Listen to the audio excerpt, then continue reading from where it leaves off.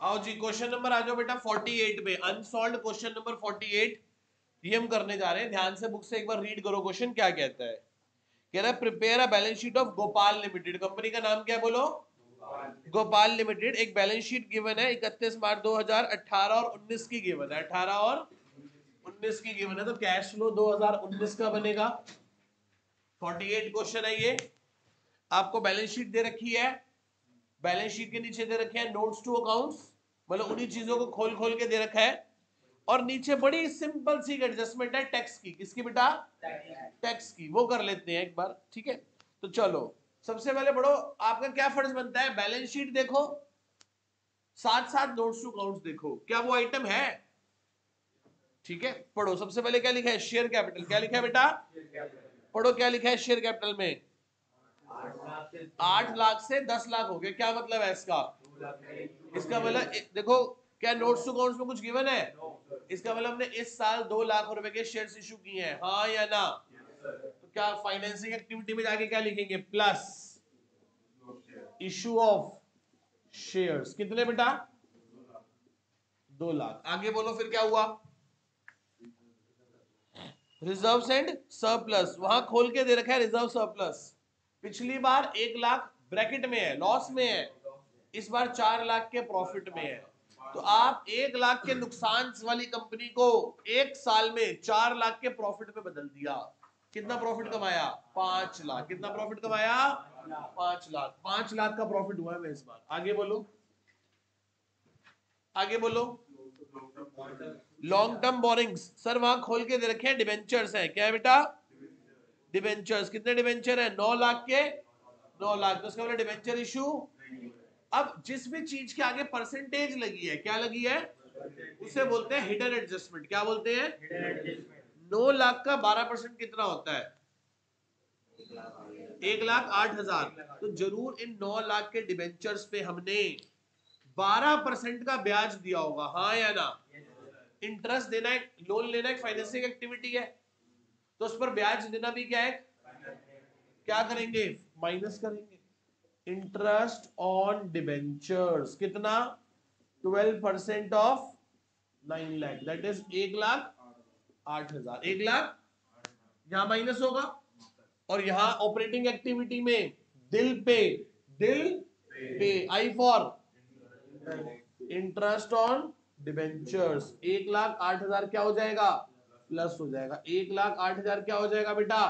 Plus हो जाएगा। किसी को कोई डाउट यहां तक? किसी को डाउट? क्लियर है? पढ़ो जी आगे क्या लिखा है बेटा, पढ़ो ध्यान से। करंट लायबिलिटीज, क्या बेटा? Short term borrowings. Short term खोल के दे रखे हैं शॉर्ट टर्म बोरिंग्स को। हाँ सर, बैंक ओवरड्राफ्ट है। क्या बेटा? 1 लाख से 2,40,000 हो गया, तो बैंक से फंडिंग रेस करी है, तो क्या लिखेंगे? Plus bank overdraft 1,40,000। यस और नो? आगे बताओ। शॉर्ट टर्म प्रोविजन, क्या है बेटा? शॉर्ट टर्म उसको खोल के दे रखा है प्रोविजन फॉर टैक्स है। क्या है? Provision for. भाई साहब नीचे एडजस्टमेंट में भी दे रखा है। कहां दे रखा है? एडजस्टमेंट में भी। तो देखो ध्यान से, अब छोटा सा एक खाता बना लेते हैं। किसका? प्रोविजन फॉर टैक्स का। किसका? Provision for. तो देखो बेटा, डेबिट, क्रेडिट, डेबिट, और यहां क्या लिखोगे? बाय बैलेंस बीडी, लायबिलिटी है ना। इधर क्या लिखोगे? To balance. बताना साल के शुरू में प्रोविजन फॉर टैक्स कितना पड़ा है? देखो नीचे कितना पड़ा है? 1,75,000। और इधर कितना पड़ा है बोलो? 2 लाख। आगे चलो, नीचे एडजस्टमेंट में पढ़ो क्या लिखा है? टैक्स पेड है कि मेड है? कितना पेड है? 1.5 लाख लिखा हुआ है। Tax of 1.5 lakh was paid during the year. Pay करोगे तो क्या होगा? Provision for tax to bank. कितना पे किया है? ये क्या है? पेड। क्या है ये? और मेड करोगे तो क्या बोलोगे? Statement of. कितना है बताओ? 3.5 में से 75 गए तो एक 75 ही तो आएगा। 2 और 3 3.5, 3.5 में से 75 गए तो 75 ही तो बचा।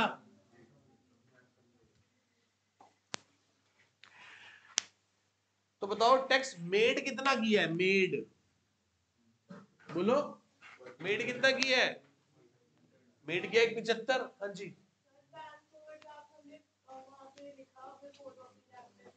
वो करंट एसेट का पार्ट नहीं मानते उसे हम, करंट लायबिलिटी का पार्ट नहीं मानते, करंट एसेट करंट लायबिलिटी का पार्ट नहीं मानते। बैंक ओवरड्राफ्ट से यदि फंडिंग रेज हुई है, बैंक ओवरड्राफ्ट फाइनेंसिंग एक्टिविटी में आएगा बेटा, ठीक है। मैंने वहां पे भी लिखवाया था जब पूरा फॉर्मेट बनवाया था कि बैंक ओवरड्राफ्ट फंड्स रेज करे हैं तो क्या होगा, पैसा आया है और रिडीम हो रहा होगा तो माइनस कर देंगे, रीपे कर दिया बैंक ओवरड्राफ्ट का पैसा हमने।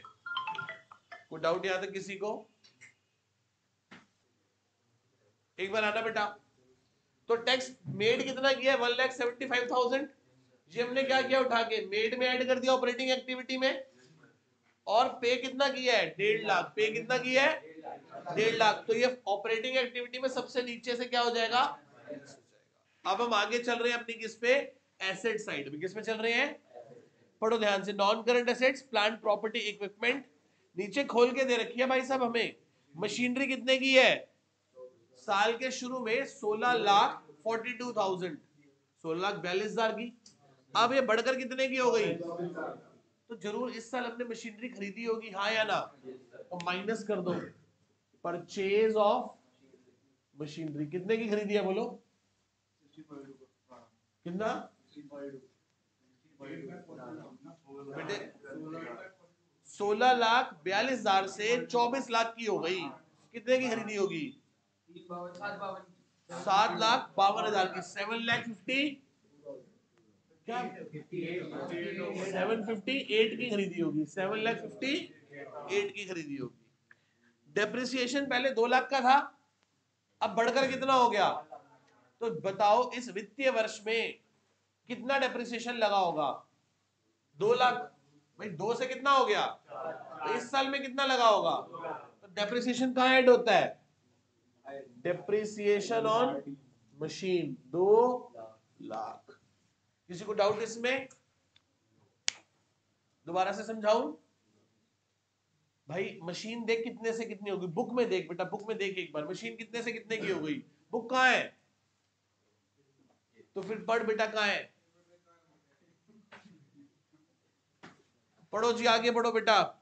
इंटेंजिबल एसेट, कौन सी एसेट सर, गुडविल 58 से 46 की हो गई, क्या हो गई, अमोर्टाइज्ड हो गई। क्या हो गई, अमोर्टाइज्ड हो गई। तो क्या कर लिखेंगे, अमोर्टाइजेशन ऑफ कितने हजार, 8,000।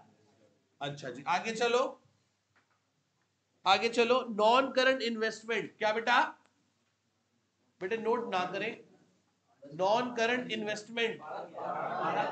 बेटे जो कहोगे मैं कर दूंगा, मेरा कौन सा घर से कुछ जाना है, ना 8 में कुछ जाना, ना 12 में कुछ जाना। सही बोलोगे तो तुम बचोगे।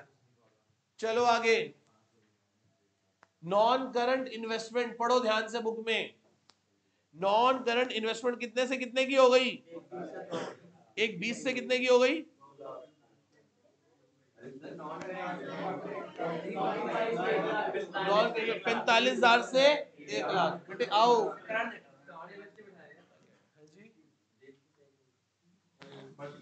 Non current investment, non current investment 45,000 से कितने की हो गई, 1 लाख की। भाई साहब जरूर हमने इस साल में 55,000 की इन्वेस्टमेंट और करी, पैसा आया होगा गया होगा, minus purchase of non current investment. कितना बोलो, हाँ या ना। आगे चलो, अब आ जाओ करंट इन्वेस्टमेंट पे। किस पे आ जाओ, करंट इन्वेस्टमेंट और सीसीई। तो सीसीई का ही पार्ट है तो उसे छोड़ दो। अच्छा बताओ करंट इन्वेस्टमेंट कितनी है साल के शुरू में, और कैश एंड कैश इक्विवेलेंट्स भी कितना है। तो ओपनिंग पे सीसी में जाओ और क्या लिखो बेटा, 1,20 प्लस 1,20 कितना हो गया, 2,40। और क्लोजिंग सीसी कितनी है बोलो, क्लोजिंग है 2 लाख और 1,80 है। कितनी है, 2 लाख और 1,80, कितना हो गया, 3,80।